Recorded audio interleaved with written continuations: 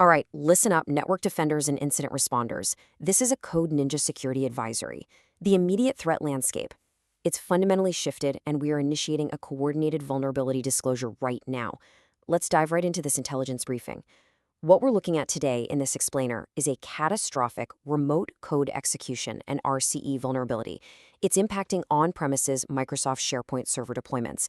Look, I really can't overstate the urgency here. If you're running these systems, you are in a full-blown incident response scenario right this second.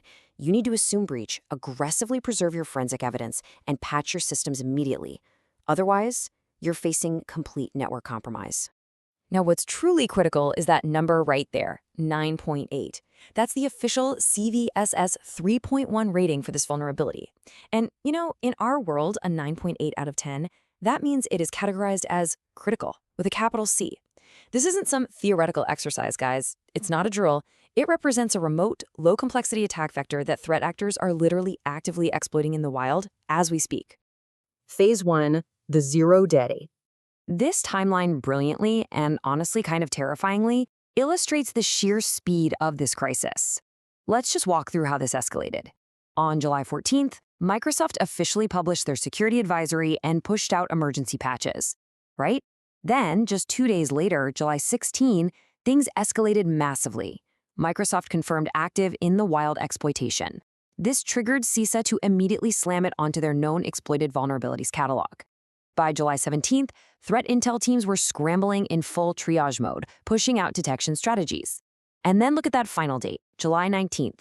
That was the strict mandated deadline from CISA for all covered federal systems to apply these updates. A 5-day window, just 5 days from disclosure to mandatory compliance. That tells you exactly how serious this is. So the whole point of this advisory is crystal clear. Our objective today is immediate mitigation. The architecture of this briefing actually departs from our standard advisory formats. We engineered this specifically for you, the folks on the front lines, the incident responders. We're prioritizing immediate containment, forensic preservation, and active threat hunting, way before you even start thinking about long-term hardening. Phase 2, the comms check. I really need to ask you directly, are you receiving this intelligence clearly? Are your incident response teams assembled? And are you completely ready for the technical payload that's about to follow? Okay, to make sure this protocol is actively maintained, I need you to subscribe to @cybertech79 and enable your notifications right now. Consider this a strict security necessity for real-time intelligence. Oh, and I also need you to drop a like on this explainer. Think of that like as a formal, required acknowledgement of receipt. It's your ACK packet confirming you've received this critical intel. Phase 3, the deep dive. Acknowledgement received. Now we're pivoting aggressively into the core technical analysis to break down the actual mechanics of this breach. As security practitioners, we have to understand the fundamental nature of the exploit if we're going to defend against it, right? So this vulnerability is formally tracked as CVE 2026-586444, and the underlying flaw is CWE 502. Basically, unsafe deserialization of untrusted data. In plain English, because the software doesn't properly validate the data it's unpacking, an unauthorized attacker can just sneak malicious payloads right into that data stream and execute arbitrary code all over your network. They're totally bypassing standard perimeter defenses simply by sending manipulated data to your SharePoint servers. It's wild. But before you go applying fixes, you've got to map your exposure footprint. Let's define the exact blast radius. If your organization is running Microsoft SharePoint Enterprise Server 2016, SharePoint Server 2019, or the SharePoint Server Subscription Edition, specifically those x64-based on-premises deployments, you are sitting right in the crosshairs. You need to immediately prioritize the triage of any internet-facing, partner-reachable, or just broad internal SharePoint farms that match this list. Now, here's where it gets a bit messy. During the community's rapid analysis, a really critical operational discrepancy popped up. The official CVSS vector lists the flaw as PRN, meaning absolutely zero privileges are required by the attacker. However, Microsoft's own FAQ documentation stated that an attacker actually needed to be authenticated as at least a site owner to achieve remote code execution.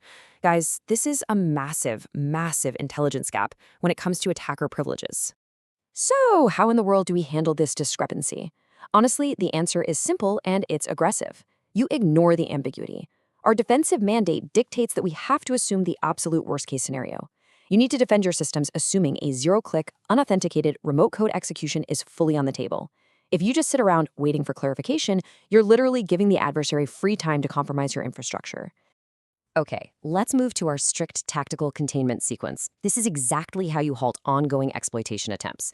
Step 1 is the most critical. Preserve your logs. Seriously, because this is actively being exploited. Patching without investigating first is a dangerously huge oversight.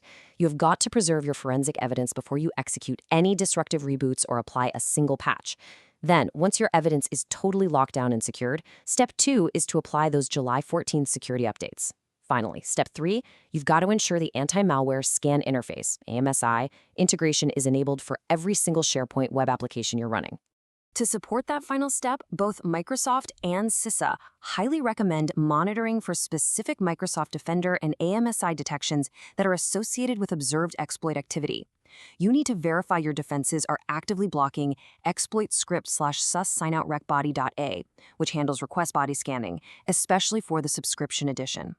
You also need to watch for exploit script/tool pane auth bypass.a, which scans request headers and applies across the 2016, 2019, and subscription editions. These signatures right here, they are your active shields against the known payloads. Because we absolutely mandated evidence preservation back in step 1, here is exactly what your incident responders need to retrospectively hunt for to figure out if your network has already been breached. First, you need to comb through your IIS logs and your SharePoint ULS logs. But most importantly, you need to dig deep into your EDR process telemetry. You are actively looking for any suspicious child processes spawning directly from w3wp.exe or owstmr.exe. If an attacker actually achieved remote code execution, those processes, they're going to be your smoking gun. Also, definitely keep an eye out for any anomalous HTTP requests and view state exploitation payloads. Remember, you have to actively hunt for the compromise. Do not just assume that applying the patch magically erased the threat actor from your network. Phase 4, the ethics and sign-offs. You know, the whole practice of coordinated vulnerability disclosure exists for one undeniable reason. Users need to know to protect their systems. Period. When a critical 9.8 vulnerability is actively being exploited in the wild, silent patching just isn't an option anymore. We disclose this intelligence publicly to force vendors to issue fixes, sure, but mainly to empower you, the defenders, to lock down your perimeters before the blast radius expands any further. Once the immediate bleeding has stopped, your focus has to shift toward long-term defensive hardening to prevent these recurrent deserialization attacks. First up, you need to reduce your attack surface by completely eliminating direct internet paths to your SharePoint servers wherever you possibly can. Next, heavily restrict those farm administrator and site owner privileges. Remember that messy privilege discrepancy we discussed earlier? Yeah, limit that exposure. And finally, you really need to modernize your centralized telemetry to ensure you are catching those anomalous HTTP requests long before they actually execute. I want to leave you with a final provocative question that honestly demands immediate action. Have you preserved your evidence and locked down your perimeter today? Seriously, if your on-premises SharePoint deployment was exposed at any point since early July, you have to assume you are operating in a post-breach reality, at least until your telemetry definitively proves otherwise. Go reevaluate your incident response posture immediately. Execute your mitigations, aggressively hunt for the adversary, and trust your logs. This concludes today's intelligence briefing. Stay secure out there.